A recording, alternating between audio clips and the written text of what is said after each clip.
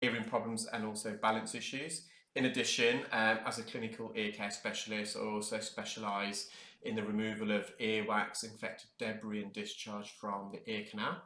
We have a client here who attended with bilateral, fully occluding earwax, and this ear at the moment is his left ear. You can see that the wax is quite wet and loose. The patient had been using some olive oil drops prior to attending. The ear canal itself is quite narrow. I like to call it quite slit. So the natural shape of the ear canal should be almost like an oval. But in this client here, it's a bit more of an elongated oval. So it's a bit more slit, a bit more narrow. And that could be one of the reasons why this gentleman actually suffers from wax impaction. As the wax naturally is migrating out of the ear, it's getting trapped near this entrance where it can narrow slightly, then causing wax to build up behind it. So we're using endoscopic microsuction. So the endoscope is the tool that I'm using to visualize the ear canal. And you may be already aware that I and my team at Clearwax developed the iClearScope, which is a wireless otto endoscope, whereby we attach the eyepiece of the endoscope to an iPod using an adapter developed by a company called Endoscope Eye. Who also have an app called the EI Pro app, and we've developed our own endoscope specifically for the use of earwax removal. So the endoscope is the device that's providing us with the view, and I'm holding that with my left hand, and with my right hand I'm going in with the standard size Zollner suction probe. And you can see there we were slowly releasing the soft layers of wax, and that was just a bit of wax quite medial against the eardrum.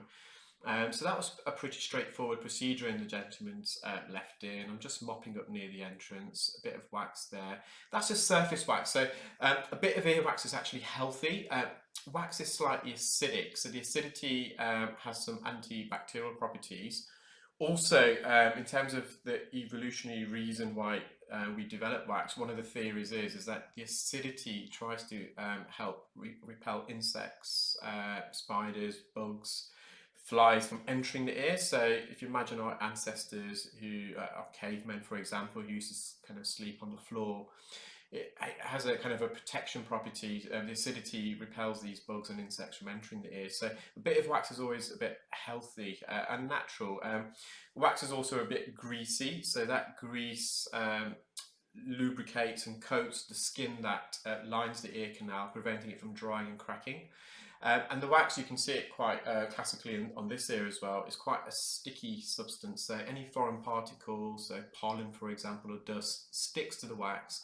And as the skin that coats the ear canal sheds and migrates out of the ear, it takes with it the wax, and the wax therefore expels these foreign particles, foreign bodies from the ear. So it has a self-cleaning function, but obviously when your ear is completely blocked of wax, it's not ideal, and it can cause a whole host of otological symptoms such as otalgia. So otalgia is earache.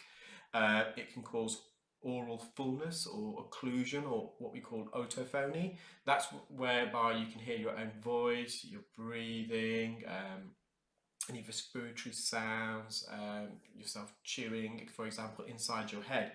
So in the same way, when you've got a blocked ear, sounds can't enter the ear, internal sounds can't escape out of the ear, and then they get amplified inside the head. Wax can also cause tinnitus. So tinnitus is a sensation typically described as a ringing or hissing noise, which is lateralized within inside the ear, so it's not as a result of an external stimulus. And it can also cause vertigo. So vertigo is a sensation of the room spinning around, or you spinning around the room, and it can also be accompanied by nausea, so a feeling of feeling sick. So wax can, as I said, cause a whole host of symptoms.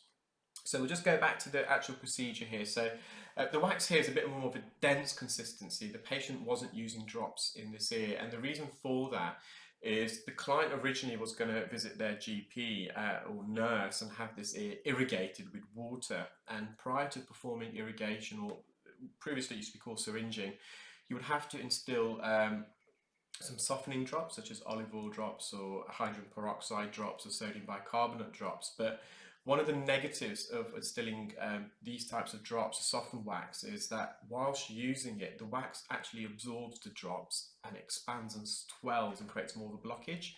Therefore, this patient decided that he did have some hearing in his right ear, so he would just use the drops in the left ear, which he did purport when he arrived that it did completely block his ear and it exacerbated his symptoms. So he was just playing it safe and just oiling one ear. With our technique, it's not always a necessity to use softening drops, even if the wax is rock hard. We're, I would say, 999 times out of 1,000 able to remove it on the day. And if need be, I can actually install the drops myself. So I was initially using a standard zonal suction probe. I then went in with a Jobson horn, and there was a gap at the top. You may have seen that, so at the roof of the ear canal, the superior aspect. And then I went back in with the zonal suction probe. You can see I've removed that occlusion. There is a bit of keratin and also soft wax coating the ear canal. That's a bit of keratin there. So just delicately as possible, just hovering over the canal wall. Again, if you've been watching my videos, you'll be fully aware that we've got to be very careful with the inner 2/3 of the ear canal. The outer third of the ear canal, so what we call the lateral aspect, that's made up of cartilage, and you've got a layer of fatty tissue that kind of cushions against the bone of the ear canal. The inner 2/3, there isn't any cartilage or fatty tissue, so it's literally a very thin sheet of skin that's coating the canal wall, the bony part. And if you do make contact with the bony part of the ear canal wall, it can be very sensitive and uncomfortable and painful for the client.